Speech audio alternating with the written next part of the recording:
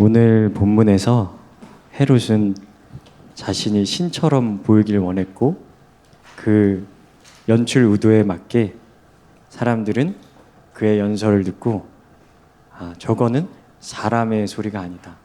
신의 소리다. 그렇게 얘기합니다. 그런데 그 뒤에 우리가 방금 함께 읽은 것처럼 헤롯은 죽게 됩니다. 벌레로, 본질적으로는 하나님의 심판으로 죽게 되죠. 그냥 티끌과 재로 돌아간 인생. 어느 누구든 다 그렇게 가는 것처럼 그는 그렇게 갔습니다. 헤롯이 가지고 있던 가난, 우리가 성도로서 영적인 눈으로 보려고 할 때 그의 가난은 무엇이었을까요? 그것은 자신의 존재감을 확인하기 위해서 누군가의 갈채와 인정, 그리고 자기의 말로 인해서 사람들이 움직이는 그런 자지우지하는 권력, 그런 것들로 존재감을 확인해야 하는 그런 가난에 시달렸습니다. 우리 사회는 지금 헤롯이 택했던 그의 삶의 방식과 비교해 봤을 때 어땠을까요? 한병철이라는 철학자가 2010년도에 피로사회라는 책을 출판했는데요. 그 책에서 우리 사회를 진단하기를 피로사회, 성과사회 이렇게 진단했습니다. 우리가 성과를 위해서 자기 자신을 착취하고 있다. 그런 진단이었었죠. 우리의 인생을 하나님의 형상인 우리를 부족하다고 여기고 뭔가 쓸모를 증명해야 하는 인생, 그리고 그 쓸모를 증명하기 위해서는 어떤 성과를 내야 하는 인생, 그러기 위해서 자기 자신을 착취해야 되는 그런 현상이 한 철학자의 진단이었고 많은 사람들이 그의 진단에 설득당했습니다. 우리나라는 지금 자살률 또 출산율에 있어서 많은 문제를 겪고 있습니다. 근데 두 가지 다 생명에 관한 것이죠. 그러니까 이 나라에 생명에 대한 어떤 경시가 만연해 있는 것입니다. 자기 스스로, 그토록 이기적인 인간이 스스로 목숨을 끊는 선택을 하는 것이 다른 나라보다 훨씬 많다. 그리고 축복받아야 되는 생명의 탄생, 생명을 잉태하는 일은 마다하는 일, 굉장히 어려운 일, 그런 일로 치부되어진 그런 사회에서 우리가 살고 있습니다. 그리고 뭔가 헤롯과 같이 어떤 힘, 돈으로 우리가 얻어진 것이 뭐죠? 자유해 보이죠. 요새가 아니라 언젠가부터 경제, 돈으로 얻는 자유? 이런 표현이 유행했던 걸로 알고 있는데, 그러니까 내가 다른 사람보다 더 많은 선택지를 얻는 것, 돈으로 인해서 남들이 할 수 없는 것을 할 수 있게 되어지는 것이 자유다. 헤롯이 추구한 자유. 그것이 우리가 선망하는 자유. 그래서 자유이죠. 그래서 헤롯이 했던 말들, 그 음성, 그 연출이 그에게 많은 사람들에게 설득이 된 것입니다. 저거는 신의 소리다. 그런데 예수님이 우리에게 보여준 신의 소리, 하나님의 말씀은 어떤 것이었습니까? 예수님이 성육신 하신 것도 우리가 신자로서, 성도로서 하나님의 낮추심, 하나님의 겸손하심, 이렇게 표현을 하기도 하죠. 하나님이 사람의 모습으로 오셨다. 그것도 대단한데 어떤 그럴듯한 집안에서 태어나신 게 아니라 나사렛이라는 동네에서 살고 있는 목수의 아들로 태어나셨습니다. 바로 장성한 모습으로 오신 게 아니라 사람에게 의지해야 되는 아기의 모습으로 오셨습니다. 그리고 사람의 양육을 받으셨습니다. 이면에는 하나님의 은혜로 그것이 이루어진 거지만 우리가 보기에는 사람의 양육을 받으셨죠. 그리고 하나님의 때에 이제 하나님의 일을 시작하시는데 그걸 공생애를 시작하셨다 그렇게 얘기하죠. 예수님의 공생애는 무엇으로 채워져 있습니까? 단 한순간도 자기가 높아지는 것으로 하나님의 어떤 시간을 할애하지 않으셨죠. 소외된 자들, 도움이 필요한 자들, 또 차별받는 자들, 또 사람들이 터부시하는 자, 그런 자들에게 가서 하나님의 복음을 선포하셨고 그들의 필요를 채워주셨습니다. 그리고 그분이 궁극적으로 했던 사역, 우리가 십자가라고 고백하는 그 사역이 제가 처음 토부 처치에 와서 그 설교했을 때 이 내용을 전했는데 그 십자가가 우리가 보기에 지금은 굉장히 영적이고 거룩한 상징이 되었지만 당시에는 쳐다도 보기 싫은 가장 실패한 인생, 가장 저주받을 만한 죄를 지은 이가 매달리는 그곳으로 예수님이 가셨습니다. 그래서 그 수지자가 말렸죠. 베드로가 말렸습니다. 아니 어떻게 그런 일을 할 수 있겠습니까? 그러시면 안 됩니다. 그때 예수님이 베드로에게 말씀하시죠. 사탄아 물러가라. 예수님이 말씀하신 신의 소리와 헤롯이 연출한 신의 소리의 거리는 너무나도 멉니다. 그리고 이 교회가 어떤 소명을 갖게 됐습니까? 예수님이 말씀하신 신의 소리, 하나님의 말씀을 감당하는 공동체로 교회가 그런 소명을 맡은 것이죠. 하나님의 형상으로 자족해도 되는, 복음으로 자족해도 되는 그러한 하나님의 지혜를 우리에게, 하나님의 비밀을 알려주셨습니다. 사람에게 가장 큰 유혹이 있다면 무엇이 있을까요? 그것은 처음으로 인간이 지은 죄를 살펴보면 우리가 알 수 있을 것입니다. 아담, 이 에덴에서 하나님이 먹지 말라고 한 다른 것은 다 먹어도 되는데 너 선악과는 먹지 말아라. 그렇게 말씀하셨죠. 근데 뱀이 유혹합니다. 선악과를 따먹으라고 유혹합니다. 뭐라고 유혹합니까? 너 이거 먹으면 하나님처럼 될 거야. 그러니까 너 이거 먹으면 악마가 될 거야. 너 나쁜 존재가 될 거야가 아니라 가장 선하시고 가장 거룩하신, 전능하신 하나님처럼 될 거야. 그 유혹에 넘어갑니다. 지금 우리가 원죄가 있다고 하는데 우리는 그래서 우리가 유혹에 넘어갈 때 죄인이니까 라는 이야기도 하고 뭐 그렇기도 합니다. 근데 아담은 죄를 경험하지 않은 인간입니다. 근데 그 유혹에 넘어갑니다. 굉장히 큰 유혹이었던 것이죠. 이거 먹으면 하나님처럼 될 거야. 가장 선한 존재가 될 거야. 힘을 가질 거야. 하나님이 갖고 계신 힘을 가질 거야. 근데 예수님께서 보란 듯이 아담이 추구했던 것과 반대되어지는 그 길을 갑니다. 힘을 놓는 길로, 무명한 길로, 초라한 길로 가십니다. 그리고 그것이 복음을, 하나님을 영화롭게 하는 길이라고 말씀하십니다.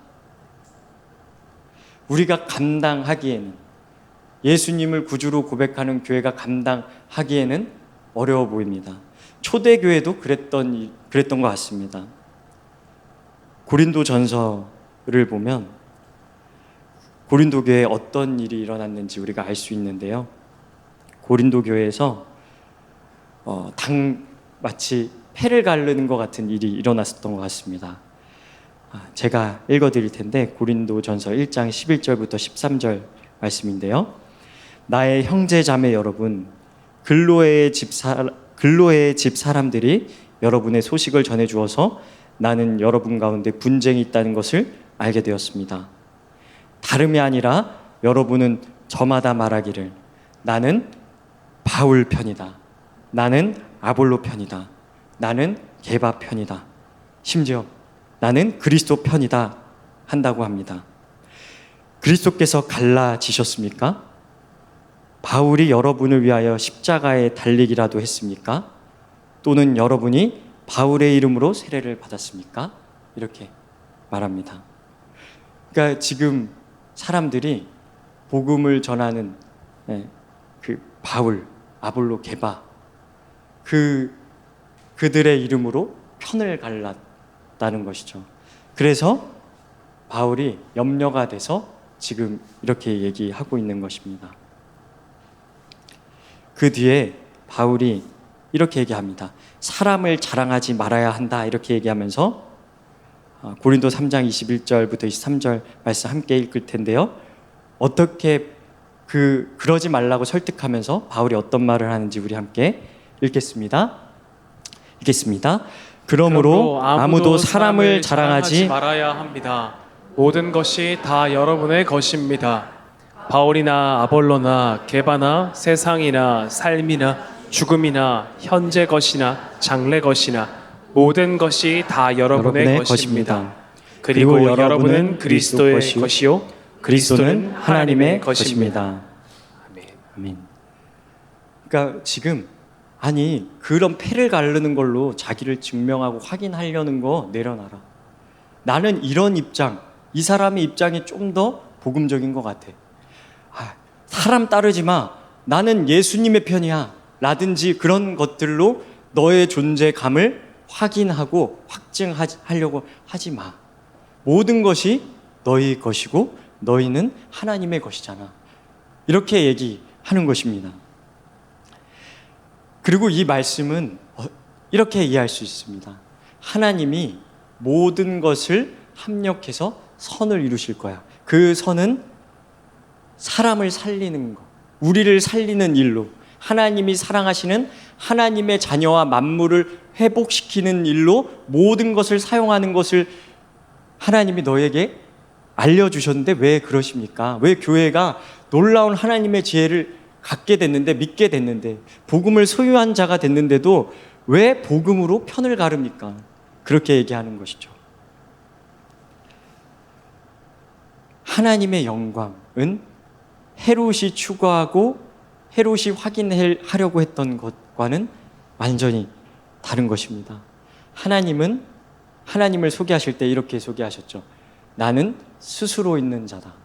어떤 것을 의지할 거나 어떤 것을 수단화 삼아서 하나님의 하나님 되심을 드러내실 필요가 없는 분. 그런 분을 교회가 그분의 권세를 낮추고 하나님의 복음을 도외시하고 소외시키는 일들이 교회에 있었습니다. 그리고 지금도 우리는 그런 함정에, 그런 사단의 속임수에 빠질 수가 있죠. 고린도 교회가 그렇게 사람을 자랑하고 은사를 자랑했습니다.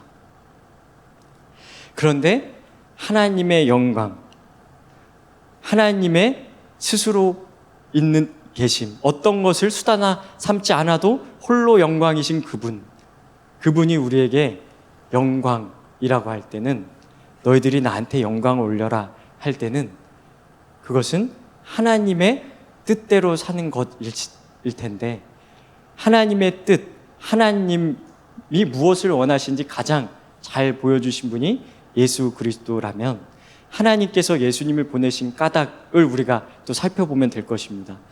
정말 유명한 구절이죠.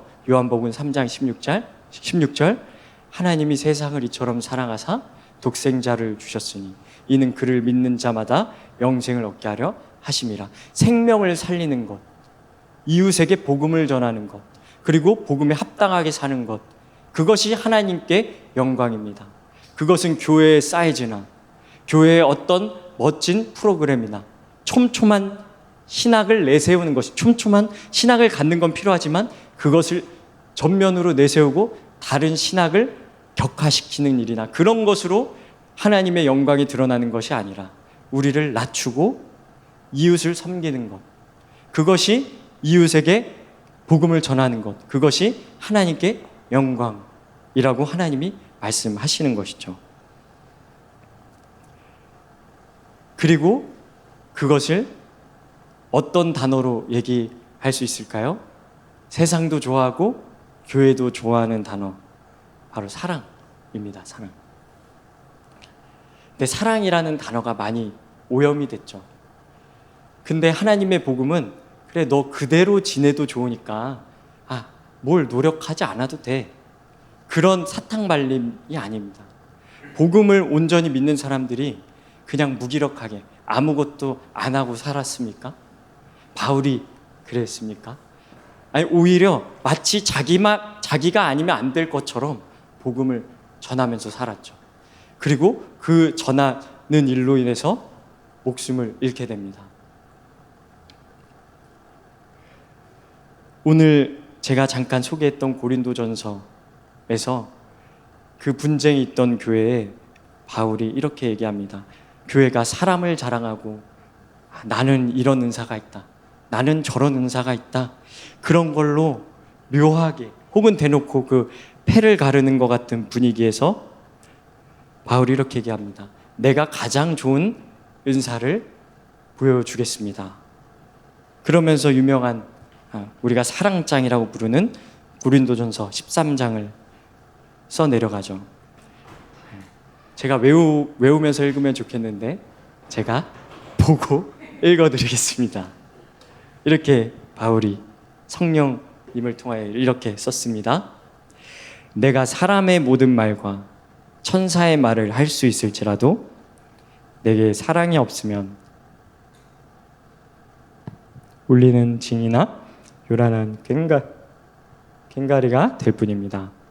내가 예언하는 능력을 가지고 있을지라도 또 모든 비밀과 모든 지식을 가지고 있을지라도 또 산을 옮길 만한 모든 믿음을 가지고 있을지라도 사랑이 없으면 아무것도 아닙니다.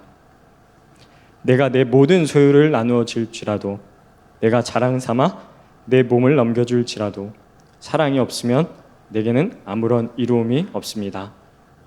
사랑은 오래 참고 친절합니다.